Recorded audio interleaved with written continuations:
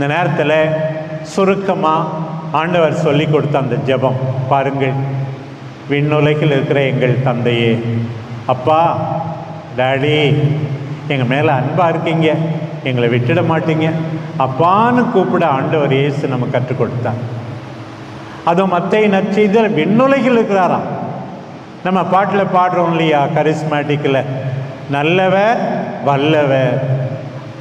நல்லவர் மட்டுமல்ல, வல்லவர். அவரால் முடியாது எதுவுமே கிடையாது. இன்னொன்று என்ன, அவருடைய அரசு வர வேண்டும், அவருடைய பெயர் புனிதப்படுத்தப்பட வேண்டும். என்னை மகிமைப்படுத்து. குழந்தை இயேசு கோயிலெலாம் எழுதியிருக்கோம், நீ எந்த அளவுக்கு என்னை மகிமைப்படுத்துகிறாயோ அந்த அளவுக்கு ஒன்று ஆசீர்வதிப்பேன். நிறைய பேர் அதை தப்பாக புரிஞ்சுக்குவாங்க. என்னென்னா, நிறையா உண்டியலில் காசு போட்டால் கடவுள் வந்து ஆசீர்வதிப்பா. அப்படி கிடையாது. மகிமைப்படுத்துவது நம்முடைய வாழ்வால், நம்முடைய நடத்தையால்.